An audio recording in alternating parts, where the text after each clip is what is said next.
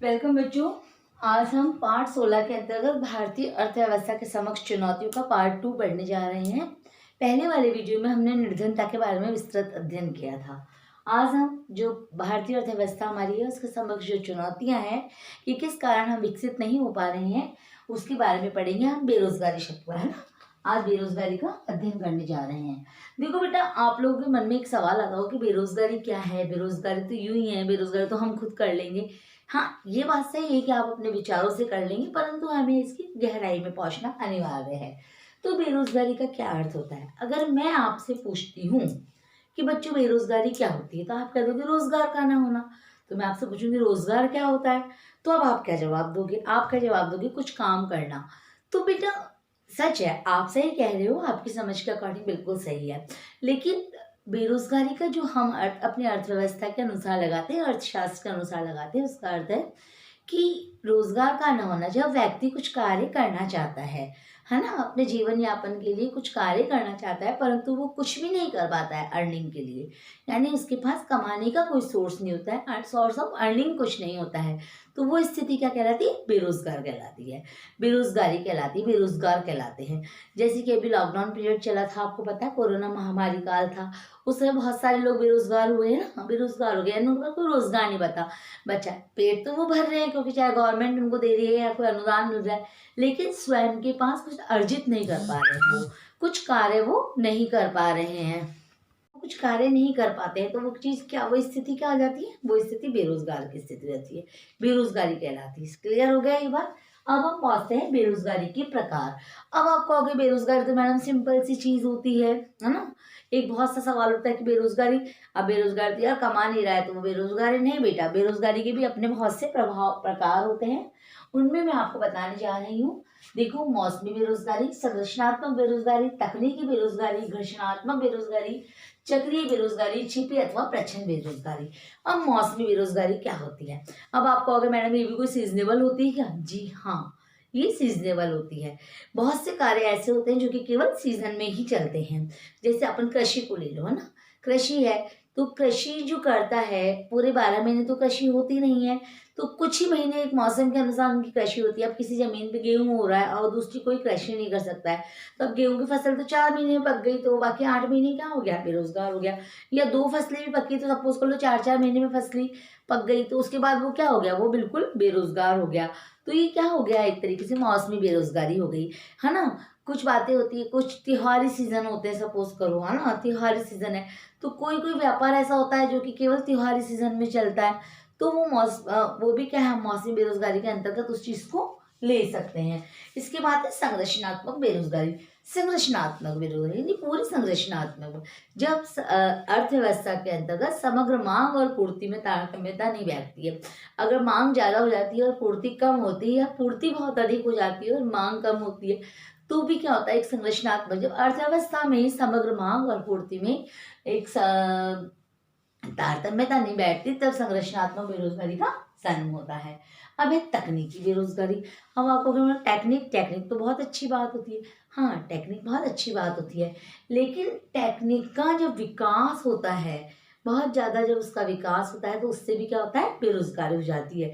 एक कोई कार्य है, जैसे सपोज करो उस पर लगे हैं 10 या 12 व्यक्ति लगे हुए हैं, ठीक है। अब हमने उस पर मशीन लगा ली और वो 2 ही व्यक्ति काम कर ले रहे हैं, एक डे शिफ्ट में और एक नाइट शिफ्ट में, तो बाकी 10 व्यक्ति जो थे, 12 व्यक्तियों में से जो 10 व्यक्ति थे, वो क्या हो गए? उस मशीन के आने से बेरोजगार हो गए। तो ये क्या हो गई बेटा? तकनीकी बेरोजगारी होगी। क्लियर, समझ में आ रहा है ना आपको क्या कहना चाह रहे हैं? इसके बाद है घर्षणात्मक बेरोजगारी। इसके अंदर होता है जब 2 रोजगार अवधियों के मध्य, है ना, कोई घर्षण यानी रगड़, अगर कोई घर्षण के कारण, तो इसके मध्य में क्या होता है? जैसे तालाबंदी है, हड़ताल है ना, नारेबाजी है, इससे किसी भी फैक्ट्री को बंद कर देना है, तो ये सब घर्षणात्मक बेरोजगारी हो गई। ये तालाबंदी हो गई है, हड़ताल हो गई, उसके दौरान क्या हुआ? मजदूर तो बेरोजगार हो गया बिल्कुल। तो ये क्या चीज कहलाती है? घर्षणात्मक बेरोजगारी कहलाती है। अब आ जाती है चक्रीय बेरोजगारी। अब आप कहोगे मैडम बेरोजगारी का भी क्या चक्र चलता है? हाँ, बेरोजगारी भी चक्रीय अवस्था में होती है। जैसे कि आपकी जो मांग है वो अत्यधिक बढ़ गई, सपोज करो, है ना, और चक्र चलता है इसके अंदर। जैसे किसी समय में किसी एक चीज की डिमांड बहुत ज्यादा हो जाती है और किसी एक समय में किसी एक चीज की डिमांड कम हो जाती है, तो अभी ऐसे कई बार आप लोगों को सुनने में नहीं आता है कि मार्बल की डिमांड बहुत अच्छी चल रही है, अच्छा है, ग्रेनाइट का धंधा अच्छा चल रहा है। तो ये क्या चक्र है कि रोजगार में कहते किसी किसी क्षेत्र में कभी कभी एकदम से उछाल आ जाता है, शेयर मार्केट में उछाल आ जाता है एकदम से, तो वो चीज चक्रीय बेरोजगारी के अंतर्गत आ जाती है। अब आती है छिपी अथवा प्रच्छन्न बेरोजगारी। देखो बेटा दो है यहाँ पे नाम, एक छिपी अथवा प्रच्छन्न। तो क्या होता है कई बार प्रच्छन्न बेरोजगारी किसे कहते हैं, भी आज क्वेश्चन आ जाता है, या छिपी बेरोजगारी किसे कहते हैं, तो दोनों का आंसर एक ही होता है। छिपी या प्रच्छन्न बेरोजगारी क्या होती है? क्या ये छुप जाती है बेरोजगारी? नहीं, इस बेरोजगारी का अर्थ होता है कि व्यक्ति जो होता है वो आपको रोजगार में लगा हुआ तो दिखाई देता है कि वो कुछ काम तो कर रहा है, परंतु उस काम से उसको कुछ अर्निंग नहीं होती है, वो उसके को प्राप्ति नहीं कर पाता है। कैसे? जैसे सपोज कर लो कृषि है, ठीक है, मेरे पास 1 बीघा कृषि है और हम घर में कितने मेंबर हैं? 5 मेंबर हैं। हम पांचों के पांचों उस कृषि कार्य में लग रहे हैं, ठीक है।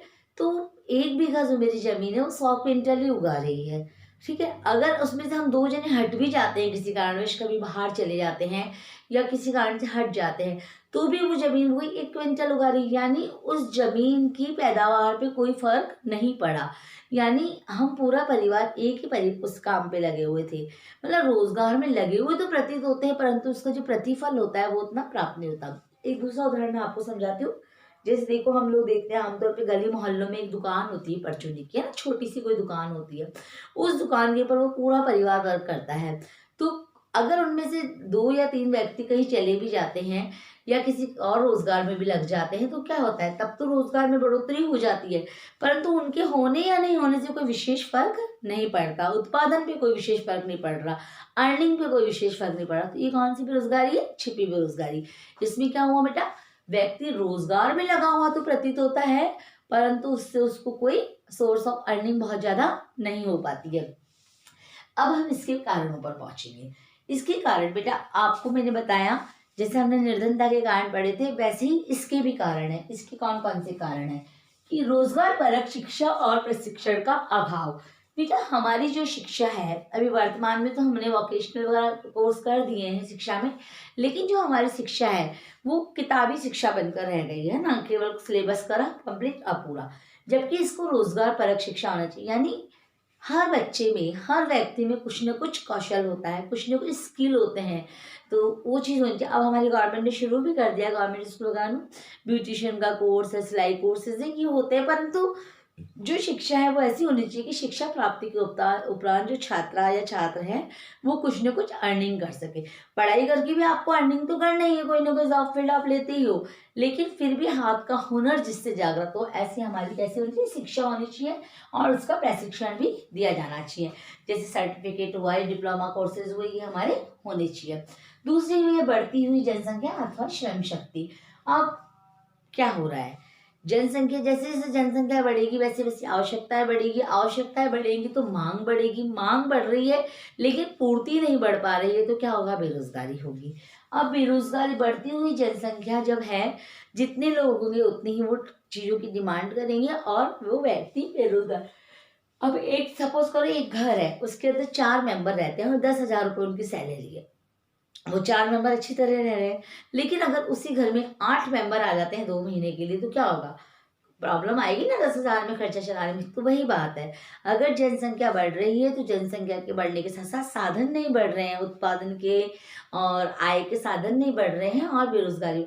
अब इससे क्या होता है, इससे कई बार समाज में अनाचार भी फैल जाता है ना, चोरी डकैती लूटपाट इस तरीके की बातें भी फैल जाती हैं। अब है अनुपयुक्त तकनीक।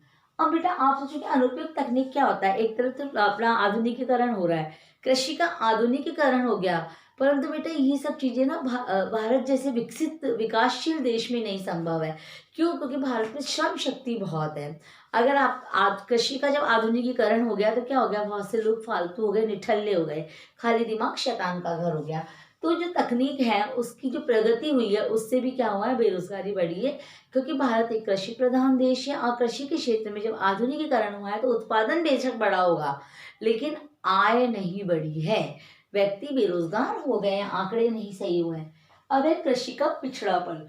जो हमारी कृषि है वो पिछड़ी हुई कृषि है, क्या ना, पिछड़ा हुआ कृषिपन है हमारे यहाँ पर। तो ये भी एक बेरोजगार कि भारत में 70% लोग आज भी ग्रामीण क्षेत्रों में निवास कर रहे हैं। फिर है रोजगार विहीन आर्थिक विकास, कि हमारी गवर्नमेंट के अनुसार हमारा देश आर्थिक विकास तो कर रहा है परंतु वो रोजगार विहीन है, रोजगार नहीं है, लोगों के पास काम नहीं है। विकास चाहे हो रहा है तो वो आर्थिक असमानता के कारण हो रहा है, वहाँ पे असमानता है ना। जो शिक्षित वर्ग है वो शिक्षित हुए जा रहा है। एक आम व्यक्ति की जिंदगी तो केवल रोटी कपड़ा मकान, इसमें भी विशेषकर रोटी की आवश्यकताओं की पूर्ति करने में ही लगी रहती है। तो जो हमारा विकास है वो रोजगार विहीन है, विकास के कारण रोजगार कुछ भी प्राप्ति नहीं हो रही है। छठा है हमारे राजनीतिक इच्छा शक्ति और व्यवस्थित नियोजित का अभाव। राजनीतिक इच्छा शक्ति और व्यवस्थित नियम, मतलब जो हमारे राजनेता हैं उन लोगों की जिंदगी या उन लोगों का जो उद्देश्य है वो केवल वोट की राजनीति तक सीमित रह गया है। उनको जब वोट लेने होते हैं वो हमारे सामने आते हैं, हम ये कर देंगे, हम वो कर देंगे, करते हैं, परंतु बाद में वो इन सब बातों को भूल जाते हैं। तो जो राजनीतिक इच्छा शक्ति है उसने कभी इस और ध्यान नहीं दिया। दूसरी बात है व्यवस्थित नियोजन का अभाव। नियोजन यानी क्या होता है? नियोजन का अर्थ होता है किसी भी चीज की योजना को बनाकर उसको आगे करना, योजना।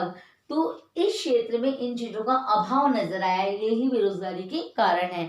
और एक और कारण मैं बताना चाहूंगी बेटा आपको, सबसे बड़ा कारण है हमारी अशिक्षा, जो यहाँ पर भी आया था टॉपिक।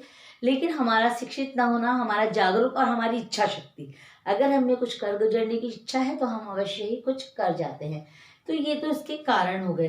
कारण के साथ साथ इसके क्या होंगे, हमारे पास नेक्स्ट टॉपिक हमारा आ जाता है इसके निवारण के उपाय। कि कारण हो गए, कारण का परिणाम क्या हो गया? बेरोजगारी हो गई तो क्या होगा? निर्धनता होगी, निर्धनता होगी तो क्या होगा? अपराधीकरण होगा, है ना, देश का विकास रुक जाएगा। तो अब इनका समाधान कैसे हो, निवारण कैसे हो?